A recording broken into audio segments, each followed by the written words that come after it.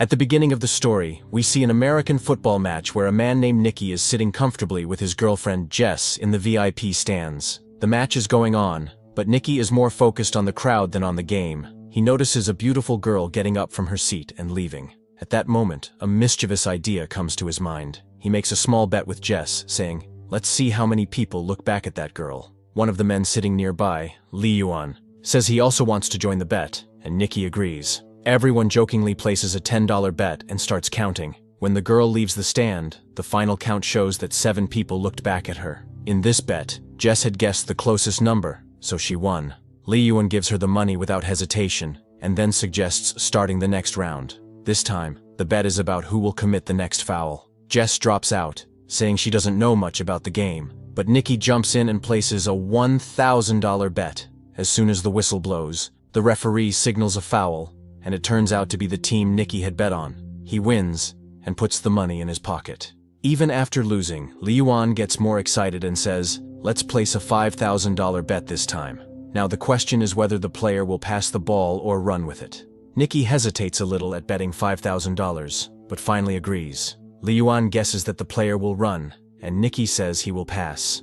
As soon as the whistle blows, the player actually runs with the ball, which means Nicky loses $5,000. Now Nicky decides, "It's okay, we lost $5,000. Let's stop here," and asks Jess to come have coffee. He wants to leave, but Lee Yuan insists. He says, "You're sitting in the VIP lounge, you have money. Why be upset over $5,000? Let's play another bet, this time for $10,000. Eventually, Nicky agrees. Now the question is whether the player will make the next pass correctly or not. Nicky predicts yes, but the other team intercepts the pass. Nicky has now lost $15,000. While taking out the money, Nicky gets a little upset. He thinks for a moment and says, "Let's place a $50,000 bet this time."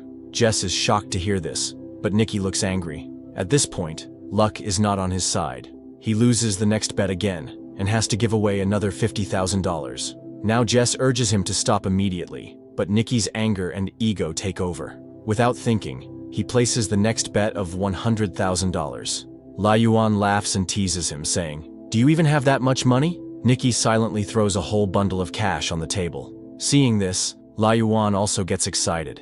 This time, Nicky bets that the next pass will be intercepted and won't be completed, but the pass is successful. Now Nicky has suffered a loss of $100,000. He can't figure out how to get out of this mess. Jess is also shocked by his behavior, but now the game has reached a very serious stage. Nicky says, "I have $1 million left. Let's bet it all. Let's see who wins this time."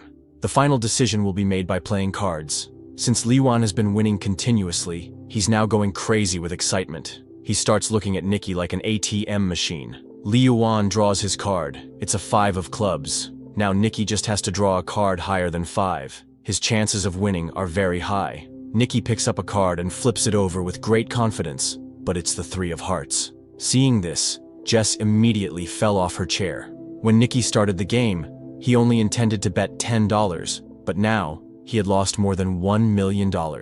After such a shameful defeat, he had nothing left to say. So, he quietly held Jess's hand and started walking out. He was deeply upset, but Lee Yuan began teasing him even more. He said, "This is what happens when you mess with the master." Nicky stopped and placed another bet, this time for $2 million. Now the idea was a little different. Nicky challenged that Lee Yuan could choose any random player using a telescope, and if Nicky guessed the player's jersey number correctly, the win would be his. Lee Yuan got a little confused. He said, "This is like mind reading." It felt like Nicky was setting himself up for failure. Lee Yuan also started suspecting that Nicky might be cheating. To remove his doubt, Nicky said, "Okay, I won't guess. This time Jess will do it." Jess looked angrily at Nicky. She couldn't understand what was happening. She said, "Among so many people, what are the chances I'll guess the correct jersey number?"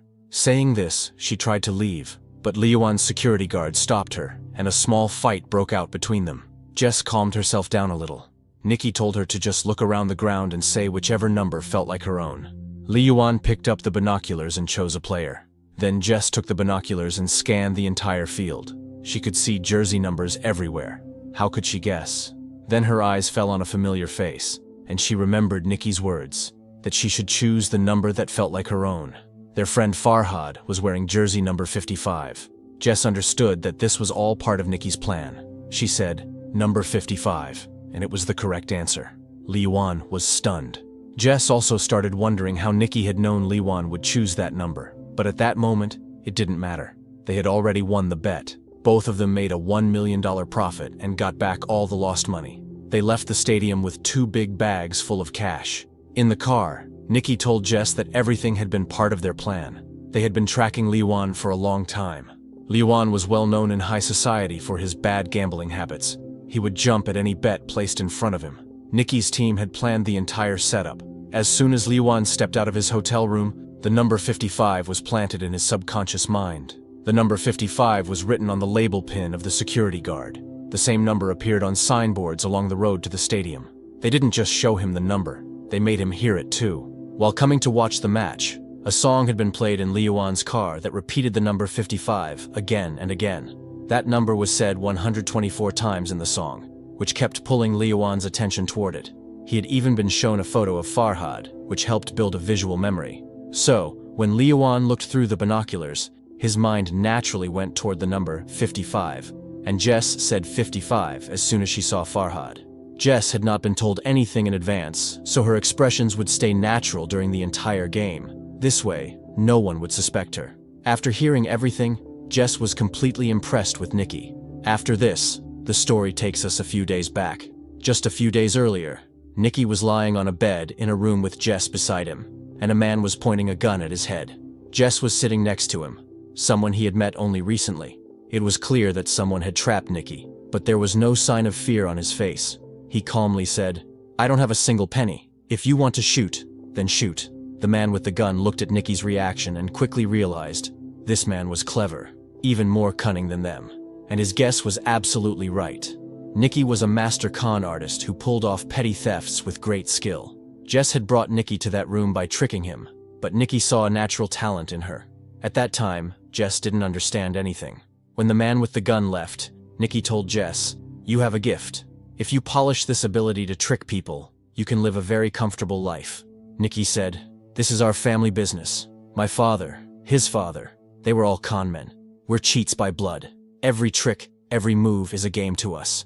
Without wasting time, Jess took out some money and said, "I want to learn from you." Nikki agreed. While walking out, he stole one of Jess's rings, and she didn't even realize it. By the time she figured it out, her watch had also disappeared. When she had put the watch in her handbag, Nikki had already taken her wallet. After all these tricks, Nikki said, "Sleight of hand, timing, and a little style. That's all you need for this work." Then Nikki said goodbye to her and left. After a few months, Jess found Nikki in New Orleans, where he had started building a new team. Their meeting was actually a test. He wanted to see if Jess was capable of joining his team or not. When Jess agreed, Nikki sent her to a fair with one of his team members. This was Jess's first practical assignment. She began asking people for directions, holding a map in her hand. While she distracted people, her partner secretly stole a tourist's camera lens. Then, another team member intentionally bumped into a man, and Jess took his wallet. Jess was now starting to feel more confident in her stealing style. Using chopsticks, she took another woman's wallet from her bag. Everything went so smoothly that no one even suspected them. Nikki was watching everything from the top of a building. He told the team to leave Jess alone. Now it was her turn to fly solo. Jess started stealing expensive items one after another, and with each theft, Nikki's respect for her kept growing. Now Nikki gave her another big assignment, this time, a high-tech scam.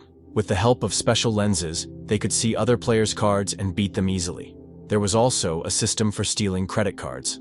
The stolen card was secretly sent to a teammate, where a device would copy its data, and then the card would be returned to the owner's pocket. By the time anyone realized, their entire account would be emptied. Another scam was a fake ATM machine. Whenever someone withdrew money, the ATM would secretly store their PIN. Farhad would later remove the machine and steal all the data. All the stolen credit cards were sorted into different categories. Expensive luxury items were bought using them, and finally, their data was sold on the black market. One day, Jess saw a beautiful necklace and wore it, but Nikki immediately told her to take it off. He strictly explained that all the items had to be sold. Nothing was to be kept personally. Jess was seeing this large-scale fraud for the first time. The feeling of standing in the middle of a mountain of stolen goods was surreal. The next day, Jess and Farhad were wandering through a wealthy area. Their task was to act. Farhad suddenly fainted, and Jess started shouting, "Please, someone help us, please." It was a distraction, which the rest of the team used to steal from the rich people around them. After the job was done, the whole team escaped by hiding in an ambulance. The whole plan was so perfectly executed that no one could figure out anything. That night, they all celebrated together. Nikki praised everyone because they had made $1.2 million in just 1 week.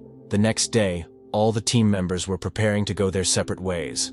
The documents were destroyed, and Nikki assured everyone that their money would be transferred to their bank accounts within a few days. But the old members of the team knew that Nikki still had one last mission left. The next morning, Nikki took Jess to the VIP lounge of the stadium. He performed a full demonstration in front of Jess to show how they could earn $1 million in just a few minutes. By now, Jess had started falling in love with Nikki. She thought she was Nikki's girlfriend, and that's why he was showing her all this. But Nikki had only included her in the group for his own benefit.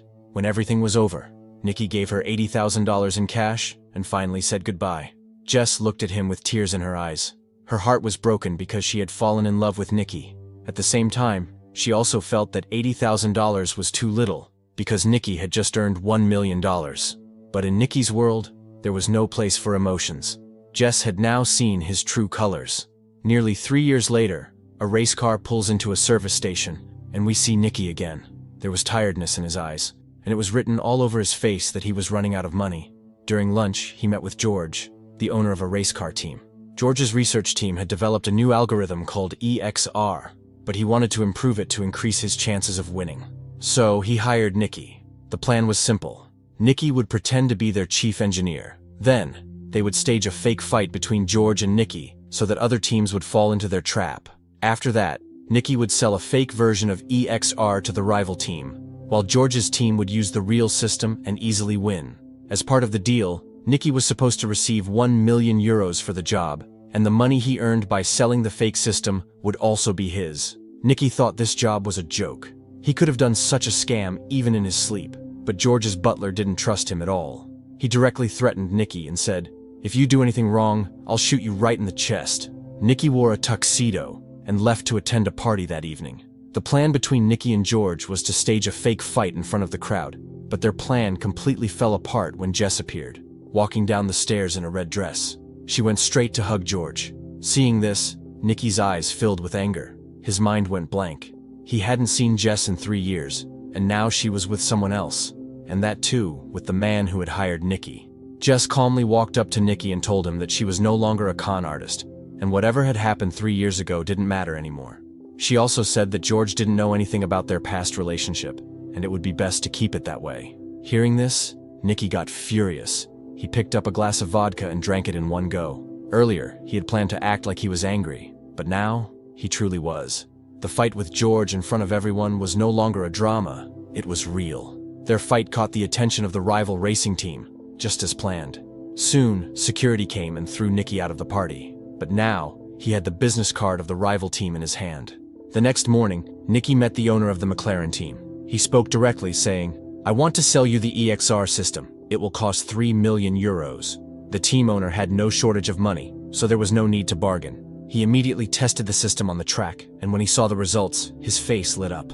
Nikki promised that the complete software would be delivered in 48 hours. Meanwhile, Jess met Farhad on the road. Farhad had been sent by Nikki. He told Jess that it was necessary for Nikki to leave 3 years ago. He had no other choice.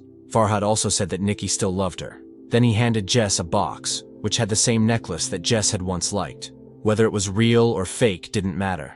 Jess's heart melted after seeing it. She told Farhad that she couldn't trust Nikki, but her eyes said something else. She still had feelings for him. Well, on the day of the deal, Nikki showed up and handed over the software to the owner of the McLaren team. In return, a strong man gave him a case containing €3 million. But Nikki's nature was such that he never worked without taking risks. He had secretly sold a copy of the same software to every racing team. Every handshake brought him more euros. Whoever shook hands with him paid him millions.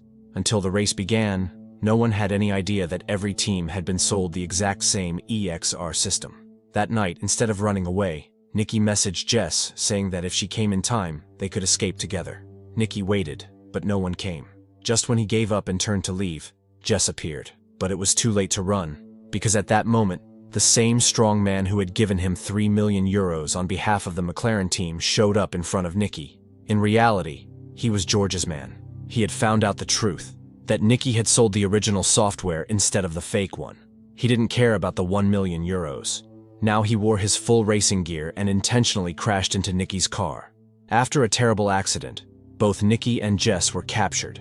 They were tied up, and all the stolen cash was laid out in front of George. George was furious. He had spent 40 million euros creating that software, and now everything was ruined. The worst part was, he still couldn't figure out how Nicky had stolen the real software. When Nicky didn't say anything, George pressed Jess's nose shut, cutting off her air. Seeing this, Nicky broke down. He confessed everything, how he had made Jess fall for him again by rekindling her old love. He said he gave her the same necklace she had once liked, but this time it had a special chip inside. As soon as George opened the software, that chip stole his password and copied the data. Jess was heartbroken when she heard this. Tears streamed down her face, but George and his men started laughing. They liked the story but didn't believe a word of it. George then said, "Jess was never really my girlfriend. I know she was only with me for my money." Jess admitted that she was only pretending to love George to steal his expensive watch collection. Nicky was shocked. So Jess had faked her love for George just to make Nicky jealous. Now, both of them were caught. George turned to the butler and asked how Nicky managed to steal the software. As soon as Nicky opened his mouth, the butler suddenly fired a bullet. It hit Nicky straight in the chest. George's face turned pale. He panicked and told the butler, "I can earn money again, but if I get caught for murder, I'm finished." George quickly fired the butler and fled from the warehouse. Jess was crying uncontrollably, but the butler calmly said, "There's no need to worry. I'm actually Nicky's man." In truth, the butler was Nicky's father. He had shot the bullet carefully just near the heart, not through it. He sealed the wound with tape, used a needle to draw out the extra blood, and balanced the air pressure in Nicky's chest. Suddenly, Nicky opened his eyes. He was alive. It was a crazy plan, but it worked. Behind them lay a huge pile of money. All three of them left the warehouse. Nicky was actually an orphan and had been raised by this man. He was the one who had taught Nicky all the tricks of the trade. Their rule was simple: never get emotional. But now, Nicky had truly fallen in love with Jess. The butler left both of them on the roadside and took all the money with him. Nicky was left with nothing, but on the way to the hospital he saw something shining in Jess's hand. It was George's 200,000 euro watch. Nicky looked at her. Jess looked at him, and both of them smiled. With tricks like this, and sleight of hand, they'd never go hungry, no matter where they were in the world. If you enjoyed the video, don't forget to like and subscribe to the channel. See you in the next video.